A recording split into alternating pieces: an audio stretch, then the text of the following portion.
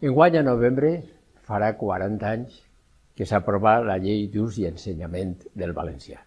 Va estar un procés complicat, un procés en el que hi havia que posar d'acord per a que la majoria determinara el que era una llei que tindria que tindre la seva duració en el temps. Això es va produir en novembre de l'any 83 i, per tant, ara es compliran aquests 40 anys. La llei va estar aprovada en Alacant, en un ple que feu allí, les Corts Valencianes, on s'aprova sense ningú vot en contra. La llei tingué, per tant, tota una discussió prèvia important i, sobretot, s'aconseguí, fins al darrer moment, que no hi haguera una oposició en contra de la llei. Sí que és cert que la llei tingué els seus vots a favor i les seues abstencions, però no tingué cap vot en contra. Això ha garantit, fonamentalment, un procés de 40 anys en què és la llei més duradera, més antiga, més vigent de la Generalitat Valenciana. Al llarg d'estos 40 anys, la llei s'ha mantingut i s'ha anat desplegant segons etapes, segons moments i segons voluntats polítiques en el seu desplegament. La llei pretenia fer real i oficial el que era una exigència constitucional i estatutària. La Constitució dia que el castellà o espanyol és la llengua oficial en tot l'Estat i que en les comunitats autònomes on disposen de llengua pròpia i siga eixa la seva voluntat serà cooficial junt al castellà. Efectivament, l'Estatut d'Autonomia de la Comunitat Valenciana, aprovat en juliol del 82, decidí que el valencià era llengua oficial i, per tant, la cooficialitat tenia que emprar-se. I garantir, respecte a l'ensenyament, que a l'acabar els estudiants el seu procés d'ensenyament obligatori estigueren en condicions de conèixer i expressar-se en les dues llengües oficials. Això era el que fonamentalment es pretenia en l'àmbit de l'ensenyament, a més de potenciar i fer de l'escola valenciana una escola potent, de qualitat i en valencià. Tot això ha anat aplicant-se. Jo recorde que quan s'aprova la llei vaig expressar algo que segueix creient-ho, i és que feien falta 3 anys per aplicar totes les mesures de l'encetament de lo que era un procés important en l'ensenyament i 50 anys de transcurs per a comprovar què és el que en la societat havia devingut aquesta llei. Ara va complir els 40, però realment veurem i es podrà valorar una vegada es complisquen els 10 anys més, en què ja la major part dels ciutadans i ciutadanes de la Comunitat Valenciana hauran passat per l'escola i hauran pogut aprendre la seva llengua pròpia i aplicar-la. Feien falta moltes coses en aquell moment, com era, per exemple, la disponibilitat de llibres de text, el sistema en què anava a aplicar-se, el professorat necessari per a dur-ho i el seu preparació, reciclatge i disponibilitat de places, per anar encetant tot això en un procés, en els primers 3 anys, que cobrira totes aquestes exigències i necessitats. I al mateix temps aconseguir, amb l'acord de tots, amb la implicació també dels pares, buscar que l'escola valenciana anara adquirint la seva màxima aplicació. Esforç de professorat, esforç de l'administració, esforç també o implicació dels pares per aconseguir un procés que donarà el seu millor resultat. I a més que vencer els entrebancs possibles, tant des del punt de vista que se cuida molt jurídics, com des del punt de vista d'acceptació per part de la societat. Necessitat d'equips. La Conselleria va disposar d'un equip potent, implicat, que creia en allò i que dedicava amb gran voluntat l'esforç per a dur endavant aquest procés de transformació, tant en l'ús com en l'ensenyament. Per què la gent té que aprendre o per què la gent ha d'estar en condicions d'emprar el seu ús de la llengua? Fonamentalment per qüestions d'estima i també per qüestions socioeconòmiques. És a dir, perquè hi ha aspectes que ajuden a que ho puga en la societat disposar de majors possibilitats coneguent a fons les dues llengües oficials de la comunitat. Una vegada aprovada la llei d'ús i ensenyament del valencià, el problema fonamental de l'administració era com encarar l'ensenyament de la llengua en un país que no teníem pràcticament de res. Hi havia uns quants problemes que se tenien que abordar precís immediatament. Un d'ells, no és que sigui el més important, però un d'ells era que no tenien material per a les escoles. Tenien que ensenyar a més de 150.000 alumnes que hi havia en les escoles i no hi havia llibres i no hi havia material didàctic per a poder-lo portar a terme. I això ens va dur el primer problema, en quin estàndard fer els llibres. I per tant vam tindre que fer nosaltres un esforç impressionant per dotar a totes les editorials que en aquell moment van fer un consorci d'un estàndard que pogués aprofitar per a tots, perquè fins aleshores l'únic que n'hi havia eren uns quants llibres. Altre element importantíssim era la formació del professorat. Tenia una forta vocació de formació permanent fora de l'administració, perquè l'administració no li dia res, i ahir havien nascut, entre altres coses, moviments de renovació pedagògica, alguns per Rosa Sensat de Barcelona, altres sí, i per tant tenien que aprofitar això. Què van fer?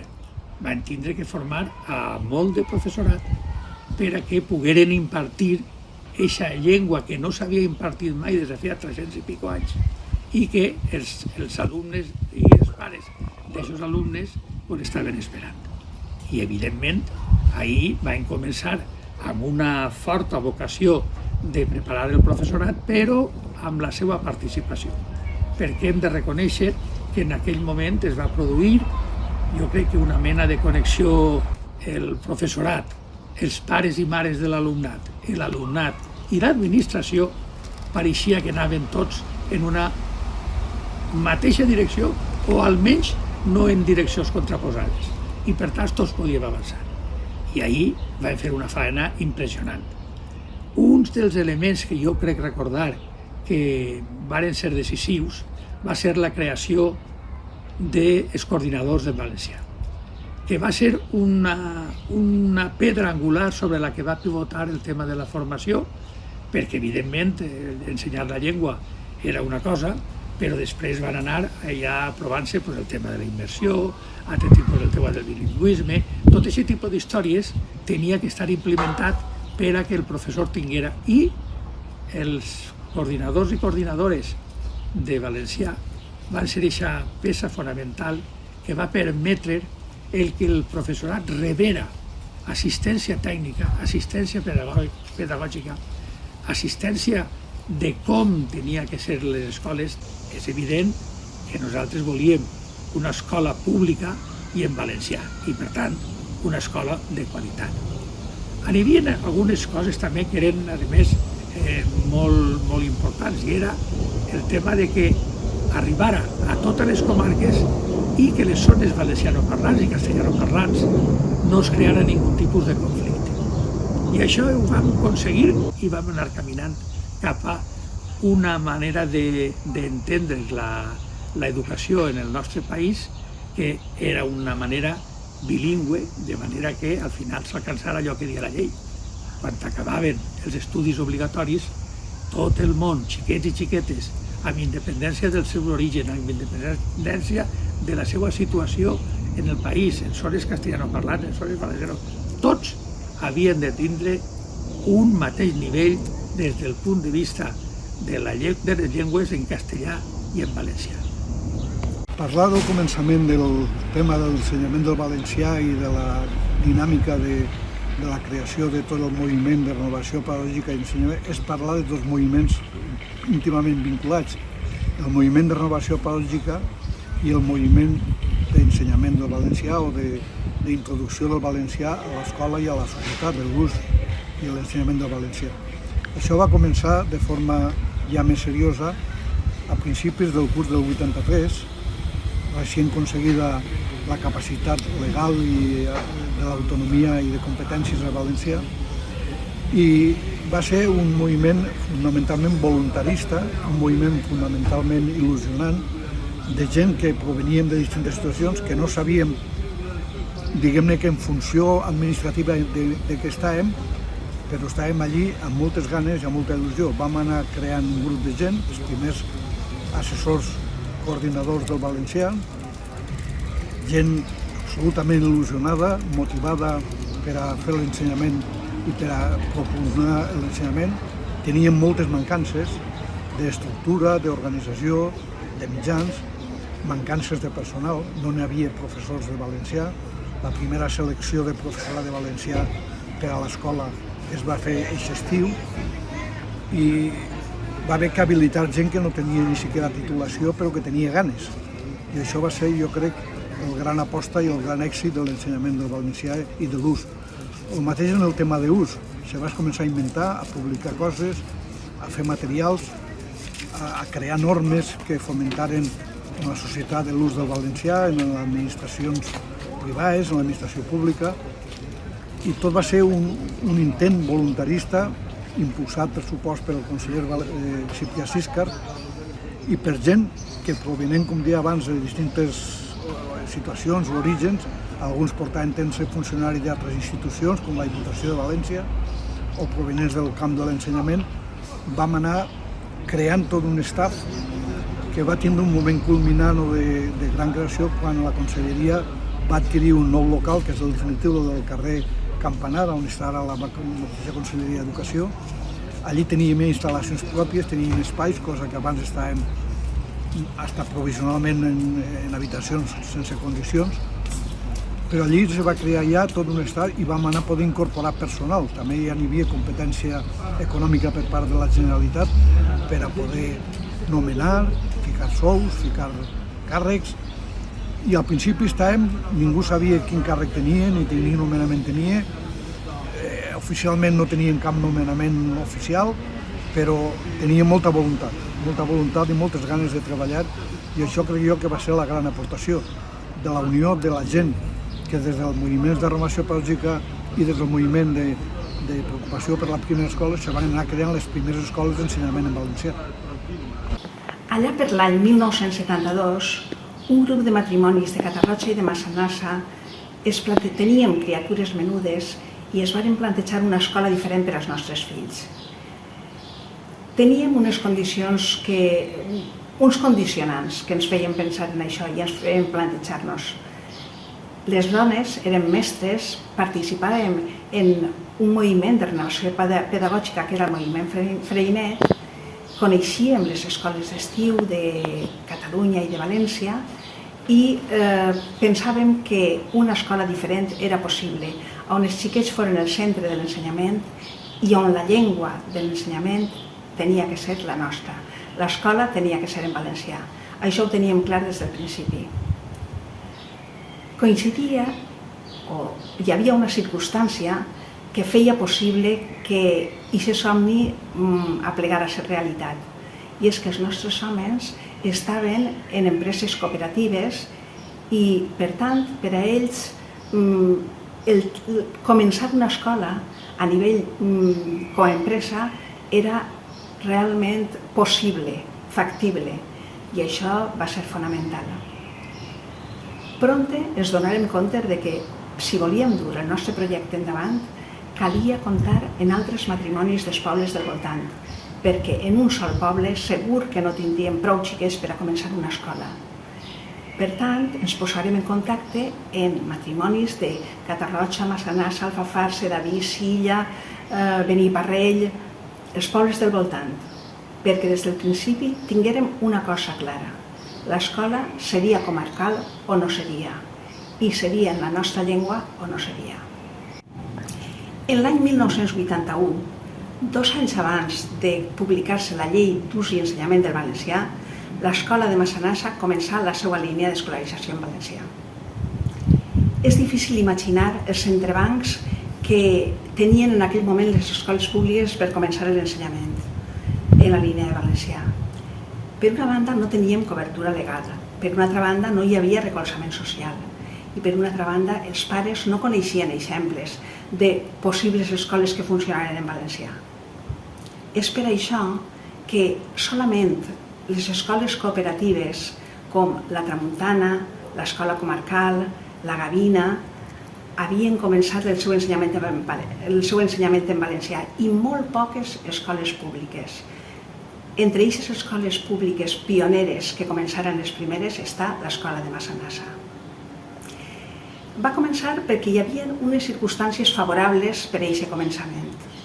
Per una banda, unes mestres il·lusionades, que coneixien l'experiència molt de prop del començament de l'escola comarcal, que coneixien escoles cooperatives i també coneixien experiències per haver anat a l'escola d'estiu de Catalunya i de València.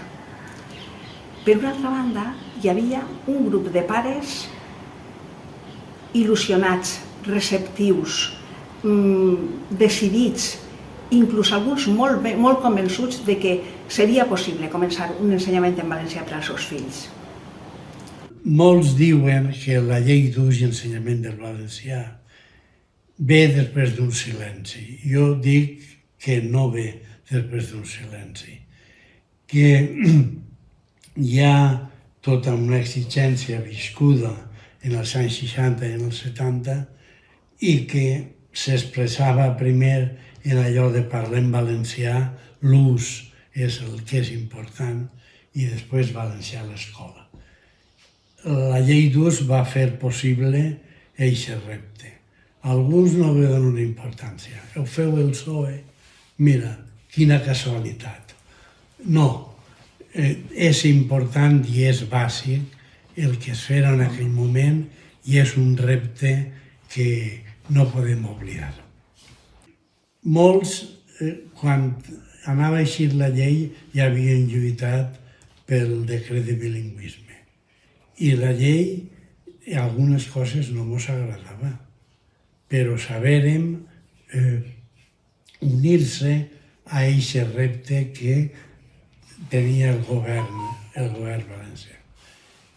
I després ahir ens vam implicar, ens donaren responsabilitats, tingueren que dependre molt i en un tram d'aquesta relació amb la institució de la Generalitat jo vaig tindre el repte de ser cap del gabinet d'ús del valencià.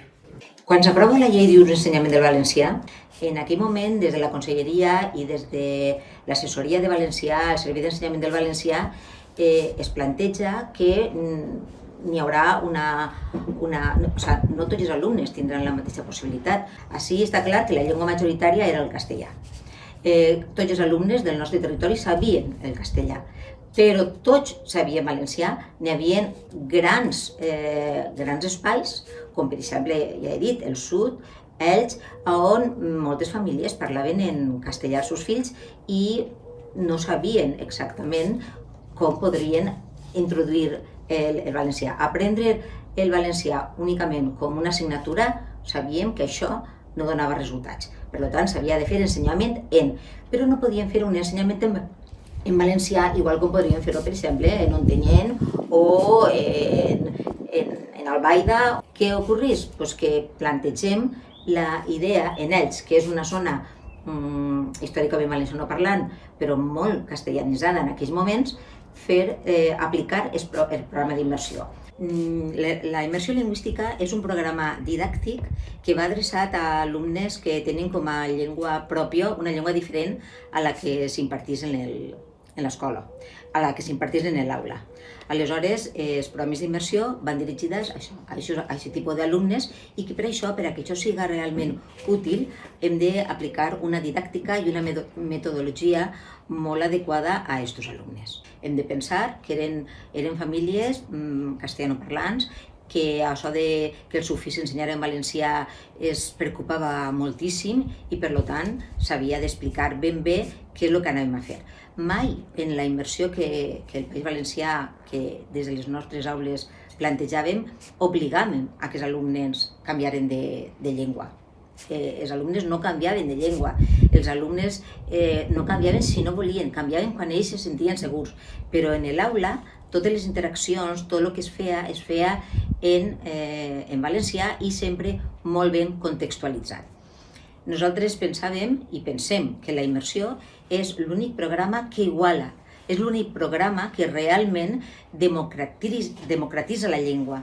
És l'únic programa que fa que tots els xiquets i xiquetes del nostre territori, vinguin d'on vinguin, siguin d'on siguin, parlen la llengua que parlen, tant si parlen inclús en castellà, en valencià també, és aplicació perquè les aules no eren 100% d'alumnat que no tenia com a llengua pròpia el valencià. El que volíem era que els xiquets estimaren la llengua i que fos tot d'una forma molt interactiva, molt natural, que no es vegin mai forçats per la situació i bé, i el programa d'immersió va funcionar. L'experiència va ser un èxit, les famílies estaven molt contentes, tot el seguiment que es van fer a estos xiquets van veure com que era l'únic programa que igualava, que feia que xiquets que no tenien com a llengua pròpia el valencià i tenien com a llengua pròpia el castellà o altres, perquè també hi havia xiquets àrabs, hi havia xiquets que parlaven altres llengües que no eren el castellà. Era l'únic programa que realment estava igualant i és l'únic que dona resposta a lo que ens mana la llei d'ús i ensenyament del valencià.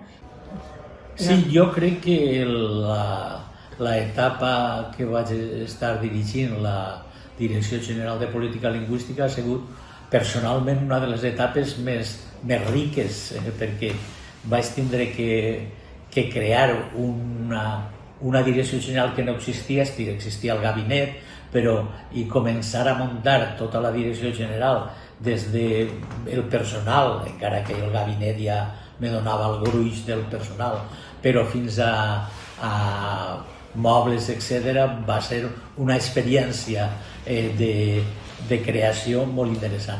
Però sobretot jo crec que va ser interessant el tema de la fixació d'unes àrees d'actuació en política lingüística molt importants. El primer, el pla de 6 anys que se va fer, havia fet un pla triennal, però després se va fer un pla de 6 anys en el qual se van ficar les bases aprofitant el tema dels 10 anys de la llei d'ensenyament.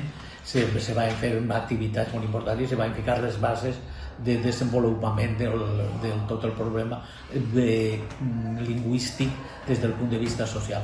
Però també, per exemple, dins d'aquest pla vam començar a donar-li al tema de la política lingüística una dimensió supravalenciana, en el sentit de que vam començar a crear congressos internacionals en relació, per exemple, amb les llengües minoritàries o regionals d'Europa, el tema de la llengua en el comerç, el tema de la llengua en l'esport, el tema de la llengua en les vessants festives, com va ser la creació dels Premis de Llibreig per les Falles, Fogueres i la Madalena i la Festa de Castelló. O sigui, se van començar a distribuir o a soltar en forma de ventall una quantitat d'actuacions de caràcter social que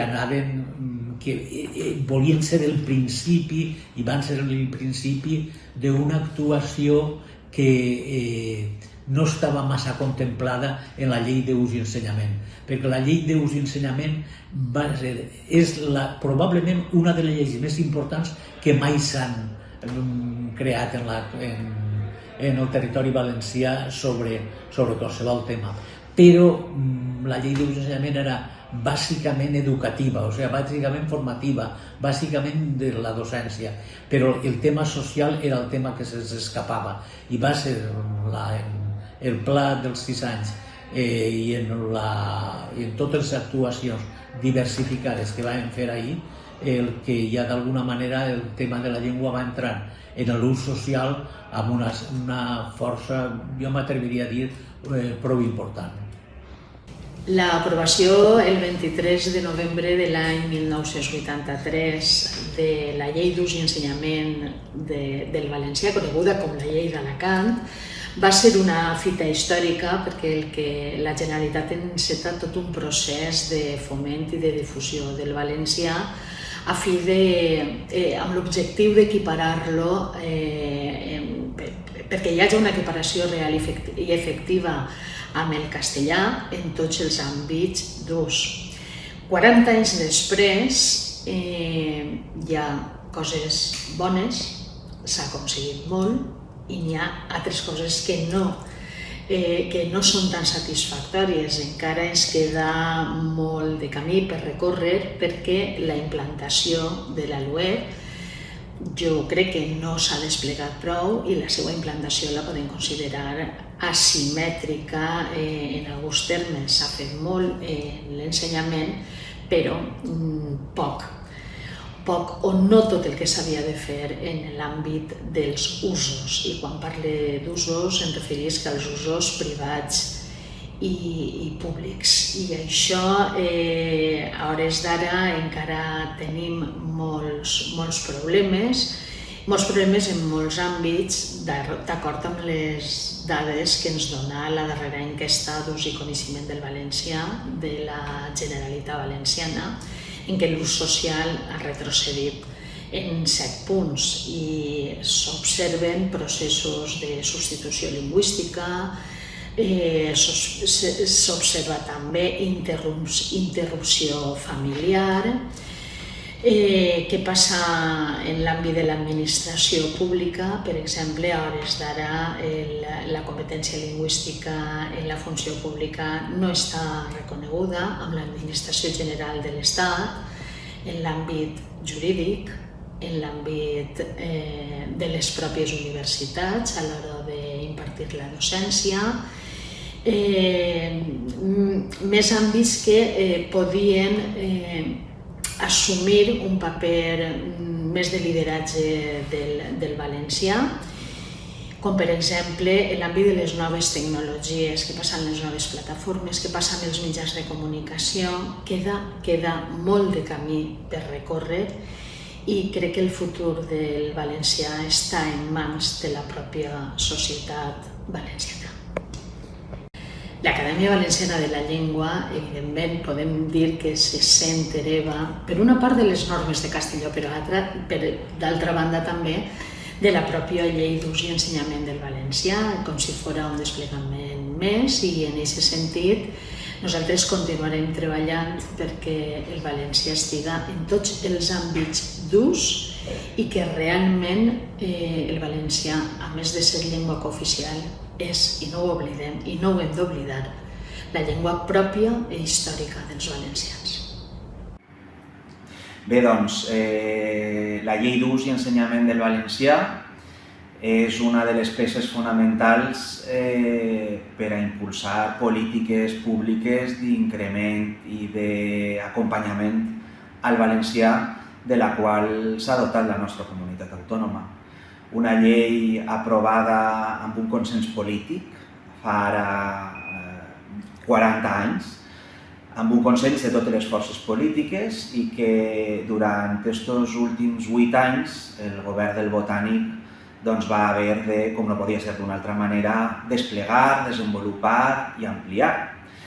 Perquè després de vora 30 anys d'estar en vigor la llei d'ús i ensenyament del valencià, el Botànic se la va trobar al congelador, la llei d'ús. La van passar a la nevera perquè es descongelara i amb l'objectiu bàsicament de revertir aquelles parts que s'havien ensorrat, com era l'haver-nos dotat d'una televisió i ràdio públiques que regulava la llei d'ús i ensenyament del valencià, com era desplegar aquells reglaments que la llei d'ús preveia ja l'any 83, que en 3 anys es posarien en marxa i que este govern del Botànic va posar i va desenvolupar a través del decret d'usos administratius, de creació de l'Oficina de Drets Lingüístics, de la creació del Consell Social, del desenvolupament, això sí, perquè tots els xiquets i xiquetes foren competents en valencià, del decret primer i de la llei de plurilingüisme, i de tota una sèrie d'accions per tal d'acompanyar la nostra llengua mitjançant incentius, per generar indústria, per generar producte interior brut que acompanyara a la nostra llengua, amb tot un seguit d'accions, de subvencions, en l'àmbit públic, als ajuntaments, als sectors culturals, als sectors empresarials, per tal que el valencià doncs arriba a incrementar-se, perquè aquest és l'objectiu bàsic de la llei d'ús i ensenyament del valencià. Preservar la nostra llengua i que incrementi els seus usos en l'àmbit social. Som conscients que durant les últimes dècades hi ha hagut una davallada per la mort de molts dels nostres parlants, que no s'ha traslladat amb un intercanvi generacional pel que fa a la nostra llengua. Hem impulsat polítiques per tal de revertir aquest canvi i polítiques que no han estat efectives a curt termini, però que com a director general de Política Lingüística i Gestió del Multilingüisme del Govern del Botànic estic convençut que durant els propers anys, si hi ha voluntat política, hi haurà un increment. Perquè per a que triomfen les polítiques públiques, i en elles són les d'acompanyament, d'impuls a la nostra llengua, ha d'haver 3 factors importants.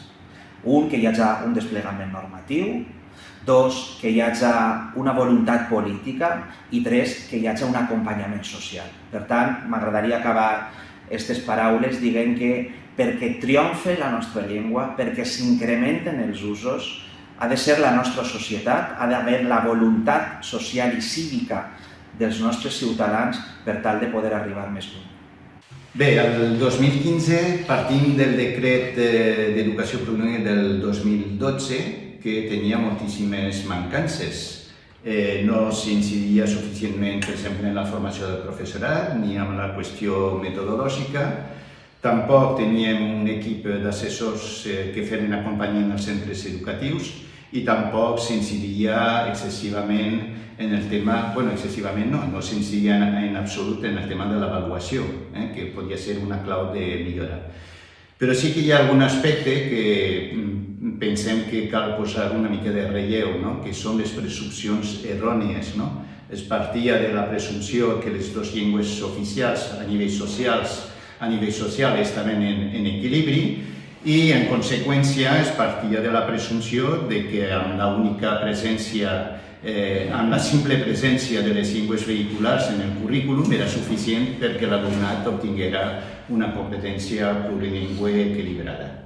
Per tant, calia corregir tota aquesta situació i també el que calia, pensem, és posar en valor, posar en relleu tot allò que havia funcionat i que havia donat bons resultats, perquè també és veritat que molts centres educatius estaven aplicant programes d'èxit i per tant això calia posar-ho en valor.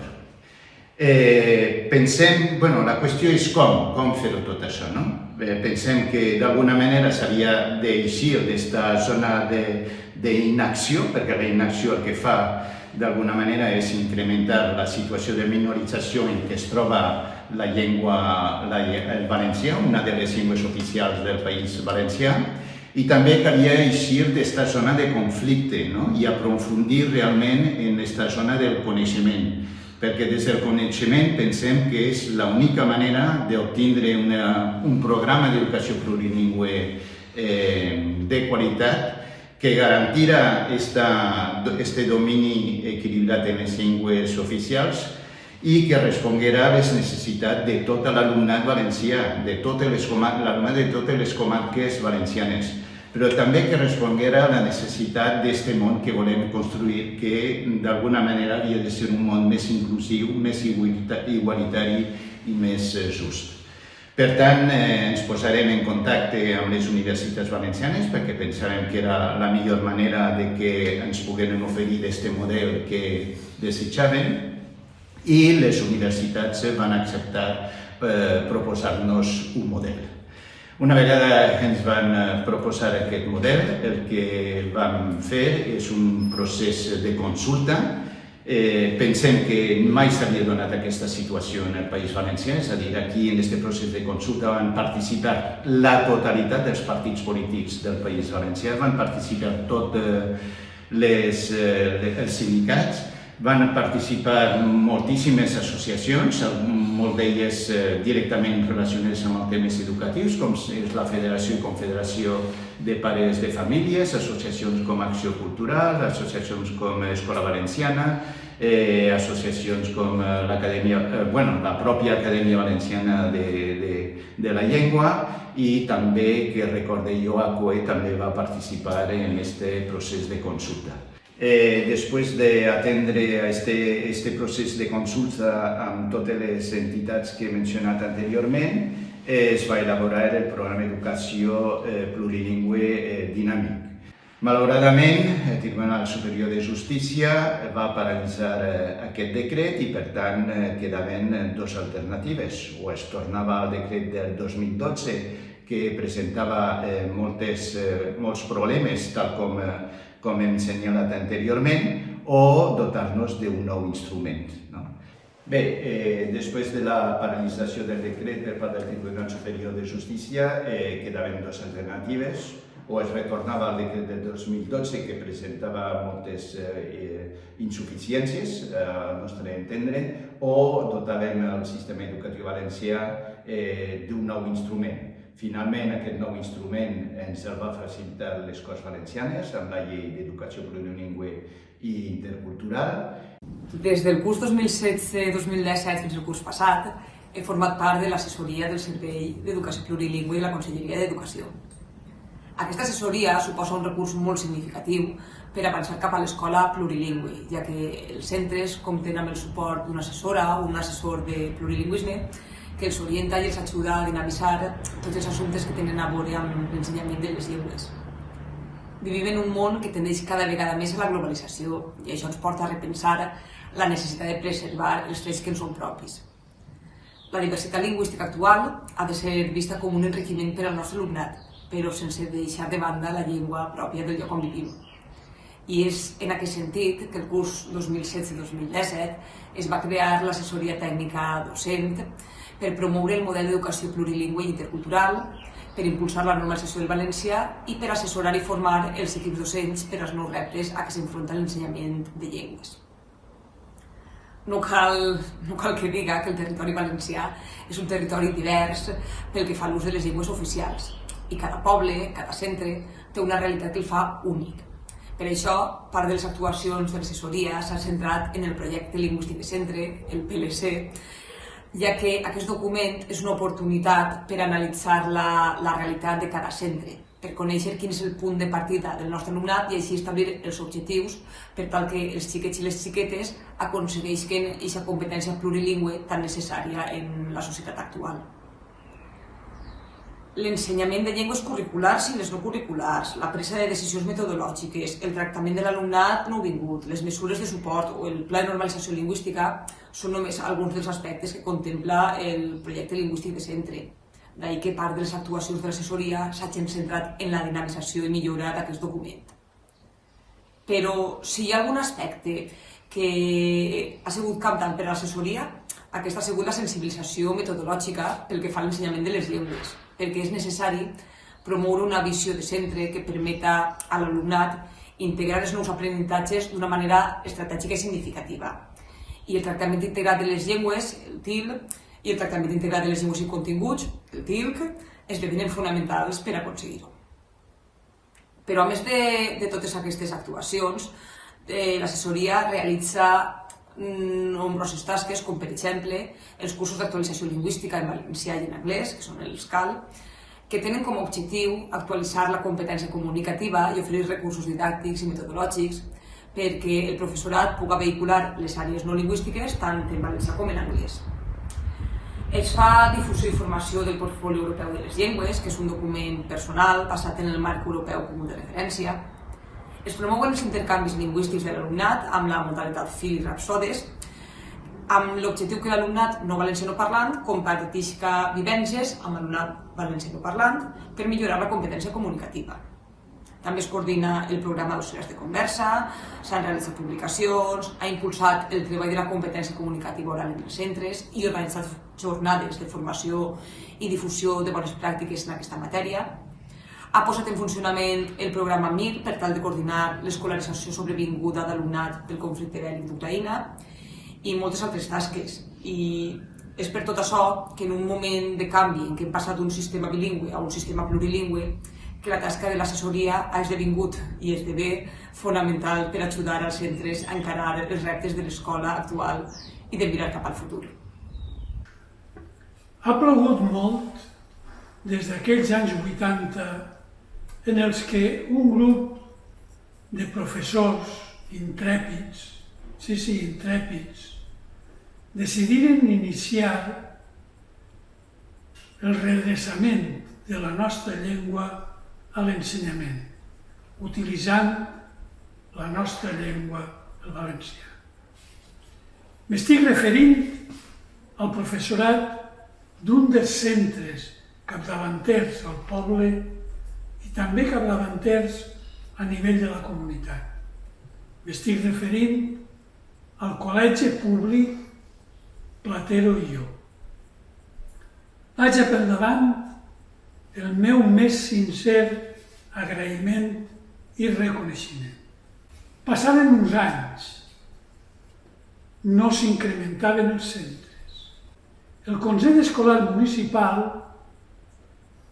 convocà el ple del Consell per a tractar en un dels seus punts la qüestió de l'escola infantil La Font de la Rosa, per la qual cosa es demanava a l'autoritat competent, en aquest cas la Direcció General, que el centre fora un centre d'immersió lingüística.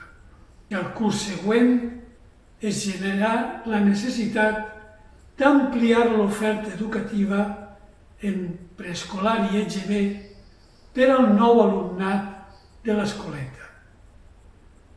Reunit altra vegada al Consell Escolar Municipal i prèvia petició dels pares per escolaritzar els fills en els centres d'EGB, decidiren, a nivell del Consell Escolar, es decidí continuar l'escolarització en valencià en el Col·legi Públic Ausiàs Marc. Aquest fet, que normalitzava la presència de l'ensenyament en valencià ací a la localitat, va suposar el que tants anys havien demanat, que els centres s'incrementaven. I fou així que, a més del Platero i l'Ausiàs Marc, s'incrementaren altres centres, el Carme, el Martínez Torres, etc. Amb tot el qual, i seguint el procés, podien contemplar fins avui l'increment no solament dels centres, sinó també l'increment de l'alumnat. Aquest increment anar passant per l'EGB i passar després a la primària i a la secundària. Escola Valenciana és una federació de coordinadores comarcals que cap als inicis dels 80 va sorgir de les reivindicacions de mestres i famílies que volien que els seus fills i filles estudiaren la llengua i cultura del territori que habitaven. El 1982, amb l'aprovació de l'Estatut d'Autonomia, vam viure un moment únic, històric, ple de reivindicacions, d'il·lusions, un moment en què es podia pensar que el futur seria com nosaltres, com a valencians i valencianes, decidirem que fos. Un any després, la Llei d'Ús i Ensenyament del Valencià, l'UEV, de la que enguany celebrem els seus 40 anys, ens va permetre ampliar el nostre horitzó cap als nostres drets lingüístics. No van ser fàcils els inicis, però la il·lusió de poder avançar en la igualtat lingüística va empènyer tot un moviment educatiu, hereu de la renovació pedagògica, que permetia i evidenciava les ganes d'ensenyar i aprendre, de fer créixer a la xicalla amb la seguretat afectiva de conèixer allò més proper, nom d'arbres, plantes, rius, muntanyes, com del món més global, en la llengua dels seus iaios. No ha sigut un camí planer.